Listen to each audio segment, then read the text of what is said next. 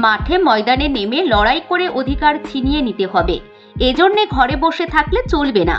সেই জন্য আগামী 21শে জানুয়ারি দলের প্রতিষ্ঠা দিবসে আমরা কলকাতায় অধিকার সমাবেশের ডাক দিয়েছি। আজ পূর্ব মেদিনীপুরের তমলুকের নিমতলায় কলকাতা সমাবেশের প্রস্তুতি সভায় আইএসএফ চেয়ারম্যান তথা রাজ্যের বিধায়ক নওশাদ সিদ্দিকী দলীয় কর্মীদের একথা জানিয়ে কলকাতা সমাবেশকে সফল করার আহ্বান জানালেন। দলের পঞ্চম প্রতিষ্ঠা বার্ষিকীর প্রস্তুতি জোর কদমে শুরু হয়েছে। সেই মতো জেলায় জেলায় প্রস্তুতি সভাও হচ্ছে। নওশাদ সিদ্দিকী এদিন বলেন, কেন্দ্রের বিজেপি সরকার ও রাজ্যে তৃণমূল কংগ্রেসের সরকার উভয়ই মানুষের অধিকার কেড়ে নিচ্ছে। এই অধিকার ছিনিয়ে আনতে আদালতে যেমন লড়াই চলবে, পাশাপাশি মাঠে ময়দানে লড়াইও জরুরি। তিনি বলেন, শিক্ষা থেকে স্বাস্থ্য, কর্মসংস্থান থেকে পরিবহন, সব ক্ষেত্রেই সাধারণ মানুষ বঞ্চিত হচ্ছেন। আদিবাসী মানুষ বঞ্চিত হচ্ছেন জল, জঙ্গল, জমিন থেকে। লড়াইয়ের ময়দানে না থাকলে অধিকার কে দেবে? প্রশ্ন তা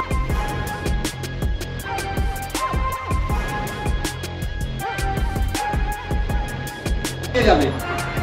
এখন ব্যাপারটা তো মাথায় ভালো করে বুঝতে হবে।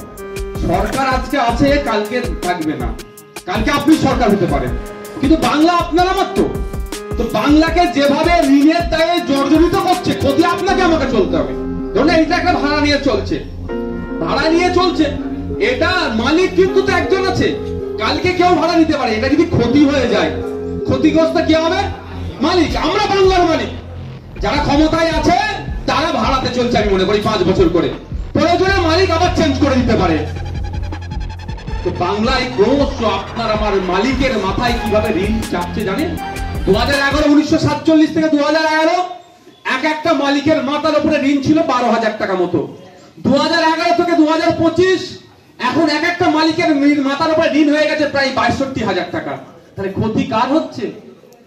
সে তো ছেড়ে চলে যাবে। সে তো লিজ, তার 5 বছরের লিজ দরকার। সে যদি তাকে আমি তাড়িয়ে দিই যে তোমার কাছে পছন্দ না, তুই চলে যাবে, আমি অন্য মালিক রাখবো, অন্য ভাড়াটিয়া রাখবো আমি, সে তো ছেড়ে চলে গেল। কিন্তু ক্ষতি করে গেল তো বিল্ডিং এর কে? বাংলার ক্ষতি করে গেল কি? এটা ভাবতে হবে আপনাকে, আমাকে ভাবাতে হবে মানুষকে। আর আপনি আমাকে যে মানুষকে বোঝাতে হবে। আর বাস্তবে এটাই যে 62,000 টাকা আমি কি দিচ্ছি? আরে আপনাকে দিচ্ছেন মানে আপনার বাপ দিয়েছে, আপনি দিচ্ছেন, আপনার ছেলেকে দিতে হবে। কিভাবে? এই মালের দাম বেরিয়ে দাও। কিভাবে টাকাটা তুলবে? যে প্রতি বছরে এত হাজার কোটি টাকা সুদ দিতে হচ্ছে ঋণের জন্য। আপনি বুঝতে পারছেন না আমার কাছে কত 1 টাকাও তো লাইনে। কে বললো নিত্য প্রয়োজনীয় জিনিসের দাম বাড়ছে না? মোবাইলের রিচার্জ 999 টাকায় কি ছিল লাইফ টাইম, আর এখন 399 থেকে রিচার্জ প্যাক শুরু হচ্ছে। যত একটু আপনি পার ডে ডেটা নেবেন 599 পর্যন্ত হয়ে যাচ্ছে। তাহলে এই যে 1 মাসের ডেটা প্যাক যে রিচার্জ হচ্ছে, এত টাকাটা যাচ্ছে কোথায়? ওই আমার মাথায় ঋণ আছে, ওখান থেকে যে সুদ হচ্ছে মিলাচ্ছে। পেট্রোল ডিজেলের দাম আন্তর্জাতিক বাজারে যখন পেট্রোল ডিজেলের দাম বেশি ছিল, তখন আমাদের রাজ্যে, আমাদের দেশে পেট্রোল ডিজেলের দাম অনেক কম ছিল। এখন আন্তর্জাতিক বাজারে পেট্রোল ডিজেলের দাম অনেক কমে গিয়েছে, আর এখন দাম বেড়ে গেছে। এই বাড়ছে কেন? এই মাথায় ঋণ আছে, ঋণকে পরিশোধ করার জন্য। ক্ষতি আমাদের হচ্ছে, তো আমার মাথা থেকে কেটে আমার এ করছে। তাই আপনাদের এটাই মানুষকে বোঝাতে হবে। আমার পশ্চিম বাংলায় কৃষকরা কেন মাসে 25,000 টাকা ইনকাম করতে পারবে না? আরে মেঘালয়ের কৃষকরাও কৃষক, বাংলার কৃষকরাও কৃষক, হরিয়ানার কৃষকরাও কৃষক, পাঞ্জাবের কৃষকরাও কৃষক। পাঞ্জাব, হরিয়ানাতে কৃষকরা মাস গেলে প্রায় 20,000-এর আশেপাশে ইনকাম করে। আপনি মেঘালয়ে প্রায় 30,000 টাকা একজন গ্রুপ ডিএসটি যে কর্মচারী সরকারি যা মাইনে, মেঘালয়ের কৃষকরা সে 1 মাসে সেটা ইনকাম করে। আপনারা দেখেছিলেন যে আপনার যে কৃষক আন্দোলনের সময় মার্সিডিজে কৃষকরা এসেছিল না? আসবেই তো। তারা তাদের ফসলের দাম ঠিকঠাক পায় তো। 1000 বিঘে জমি আছে, লিজ সব নিয়েছে। মাসে যদি হিসাব করুন, যদি ওই রকম মাথা পিছু ইনকাম হয়, তাহলে বছরে তার কত ইনকাম হচ্ছে? তো মার্সিডিজ নিয়ে ঘুরবে না কি আমাদের মতো এই কৃষকরা ঋণের দায়ে আত্মহত্যা করবে? সেখানে সিস্টেম আছে। আর আমাদের এখানে তোলাবাজিতে শেষ করে দিচ্ছে। আপনি ফসল ফলালেন, দালালরা সেখান থেকে আপনাকে বলে বিক্রি হবে না, হানাবে না, জানাবে না বলে অল্প টাকাতে নিয়ে চলে গেল। আর আপনি আপনার ছেলে আবার ওটা মার্কেটে কিনতে যাবেন, সেটার দাম 5 ডবল হয়ে গেল আমাদের। আর আপনি দালালকে ছাড়াও বিক্রি করতে পারছেন না। কারণ আপনার এখানে উপযুক্ত সেই মালটা সংরক্ষণের জায়গা নেই। এগুলো যখন প্রশ্ন করবে আপনার দায়িত্ব তো এটাই, যাতে আমি নিত্য প্রয়োজনীয় জিনিস নির্দিষ্ট দামে আকাশ ছোঁয়া না হয় কন্ট্রোলের মধ্যে থেকে কিনবো, এটা দায়িত্ব আপনার। আপনি বলছেন আমি আমাকে ক্ষমতায় নিয়ে আসো, আমি তোমাদেরকে সুষ্ঠু সমাজ ব্যবস্থা দেবো।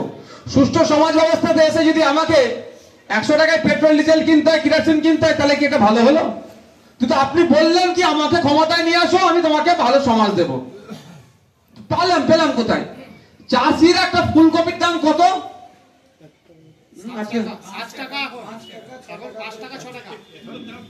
তাহলে আমি ভাঙড় থেকে কিছু ফুলকপি পাঠাবো, আপনারা বিক্রি করতে পারবেন কি?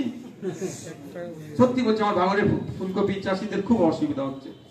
যদি কেউ দায়িত্ব নিতে চান 500 টাকা হলেও আমি পাঠিয়ে দেবো, গাড়ি ভাড়া দরকার আমি দেবো।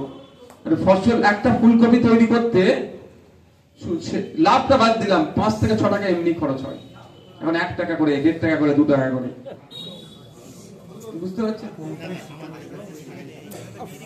না? কিছু না, আপনি 500 টাকা যেটা বলছেন কিছু কিছু জায়গায় হচ্ছে, আমি এটাকে বলবো না,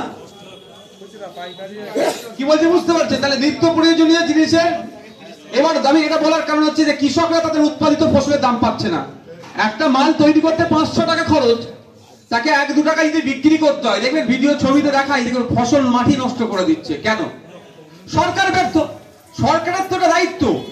কৃষকরা যদি বলে আমরা এই বছর সমস্ত পশ্চিমবাংলার কৃষকরা যদি বলে এই বছর আমরা ফলানো বন্ধ করে দিলাম, আমরা ধান সবজি ফলাবো না, 1 বছর আমরা না খেতে পেয়ে মরবো, এবার দেখি তো কি হবে।